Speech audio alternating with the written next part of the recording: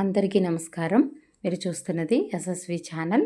ఈరోజు నేను కాకరకాయ కారం పెట్టిన కూర ఎలా తయారు చేసుకోవాలనేది చూపిస్తున్నాను. అంటే మనము కాకరకాయలో స్టఫ్ చేసుకునే కారం అనేది డిఫరెంట్ రకాలుగా ఉంటుందన్నమాట. నేను కాకరకాయని ఇదివరకే 2 పద్ధతుల్లో అయితే చెప్పాను. అవి కూడా కావాలంటే మన ఛానల్లోకి వెళ్ళి చూసినట్లయితే మీరు చెక్ చేసినట్లయితే చూడగలరు. అయితే నేను కాకరకాయని ఉడకబెట్టి చేసే పద్ధతి ఇదివరకు చెప్పాను. ఇప్పుడైతే కాకరకాయని డీప్ ఫ్రై లాగా చేస్తున్నాను అనమాట.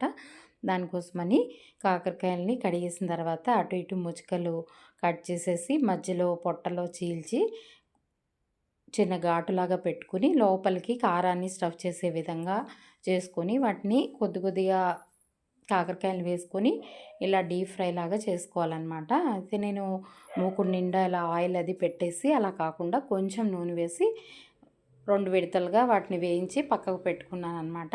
అది అయిపోయిన తర్వాత వాటిని చల్లారేలోపుగా మనం ఇప్పుడు శనగపిండిని తీసుకొని 1 కప్పు వరకు శనగపిండిని తీసుకున్నాను. మూకుళ్ళు వేసి సిమ్లో పెట్టుకొని జాగ్రత్తగా కదుపుకుంటూ వేయించుకోవాలి. ఉత్తి మూకుళ్ళోనే దీంట్లో ఆయిల్ కానీ ఏమీ వేయమన్నమాట. ఇలా డ్రైగా వేయించుకోవాలి. ఇలా సన్నగా ఒక 2 నిమిషాల పాటు వేయించుకున్నట్లయితే మనకి శనగపిండి అనేది చాలా తొందరగా వేగిపోతుంది. మంచి ఫ్లేవర్ అనేది వస్తుందన్నమాట. టేస్ట్ కూడా పెరుగుతుంది. అయితే ఈ శనగపిండి ఏమాత్రం మనం కదపడం ఆపేసినా మంట హైలో పెట్టినా వెంటనే మాడిపోతుందన్నమాట. అయితే స్టవ్ ఆఫ్ చేసేసి మనకి శనగపిండి వేపగానే స్టవ్ ఆఫ్ చేసేసి వెంటనే మూకుళ్ళలోంచి ఒక పళ్ళెంలోకి మార్చేయాలి. ఎందుకంటే వేడి మూకుళ్ళలో ఉన్నా కూడా శనగపిండి కలర్ చేంజ్ అయిపోతుంది. తర్వాత 1 స్పూన్ వాము, 1 స్పూన్ జీలకర్ర, తర్వాత 2.5 స్పూన్ల వరకు కారం, తగినంత ఉప్పు తీసుకొని మూడింటిని బాగా కలుపుకోవాలన్నమాట. అయితే కారం అనేది మనం ఎంత తింటాం అనే దాన్ని బట్టి మనం వేసుకోవచ్చు. నేనైతే 2.5 టేబుల్ స్పూన్ల వరకు వేసాను. ఎందుకంటే శనగపిండి ఉంది కాబట్టి కారం అనేది ఎక్కువే పడుతుంది. మీకు తెలిసినాయి కదా, శనగపిండి వేసిన ఐటమ్స్ అన్నీ కొంచెం కమ్మదనం ఎక్కువ వస్తాయి. అందుకని కొంచెం స్పైసీగా కావాలంటే కారం యాడ్ చేసుకోవచ్చు. ఓవరాల్గా ఈ కర్రీ అయితే కొంచెం కమ్మగానే ఉంటుందన్నమాట.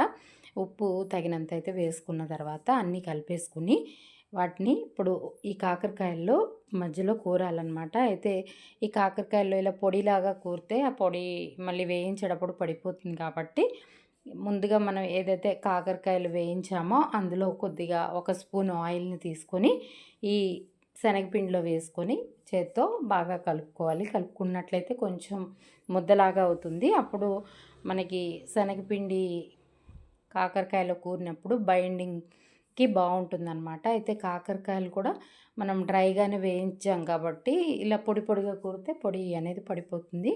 ఇప్పుడు ఇలా స్టఫ్ చేసిన వాటిని మనకి కాకరకాయలు ఏదైతే మనం నూనె వేయించామో వాటిలో ఎంత అవసరమో అంత నూనె ఉంచుకొని మిగిలింది తీసేసి ఇలాగా కొంచెం నూనె వేసుకుని ఇలా పల్చగా పరిచినట్టుగా వేయించుకోవాలి. ఇవి మనం ఆల్రెడీ అన్నీ వేయించాం కాబట్టి ఇలాగా మనకి వేగిపోయినట్టు పైకి నూనె తేలినట్టు వస్తాయన్నమాట. నూనె అయితే మరి ఎక్కువ వేయక్కర్లేదు, ఎందుకంటే ముందే మనం డీప్ ఫ్రై చేసాం కాబట్టి. అయితే వీటిని ఒక 2 నిమిషాల పాటు ఉన్న తర్వాత మళ్ళీ వాటిని తిప్పుకోవాలి జాగ్రత్తగా. ఒకవేళ కాకరకాయలు మరీ డ్రైగా అయిపోతాయి, కొంచెం సాఫ్ట్గా కావాలన్నప్పుడు ఇలా పళ్ళెం పెట్టుకుని దాంట్లో కొద్దిగా నీళ్లు వేసుకున్నట్లయితే మనకి మెత్తగా అవుతాయన్నమాట. మనం అదే రోజు వీటిని తినాలి అనుకున్నప్పుడు ఈ రకమైన పద్ధతి పాటించవచ్చు. కానీ జనరల్గా మనం ఏదైనా ట్రావెలింగ్ కానీ ఎక్కడికైనా హాస్టల్స్కి పిల్లలకి ఇవ్వడానికి కానీ చేసినప్పుడు మనం ఒక రోజు వరకు నిల్వ ఉంటాయన్నమాట. ఇవి అన్నీ డీప్ ఫ్రై చేసాం కాబట్టి అందుకని చెప్పి అలాంటప్పుడు మాత్రం మూత పెట్టకుండా ఓపెన్గానే వేయించుకోవాలి. వాటర్ డ్రాప్స్ అనేవి ఏమాత్రం పడకూడదనమాట. ఇలా తయారు చేసిన వాటిని రైస్తో తినచ్చు. ఇలా ఉత్తి స్నాక్లా తినేసినా చాలా బాగుంటాయి అన్నమాట. ఈ వీడియో మీకు నచ్చిందని ఆశిస్తున్నాను. Thank you for watching.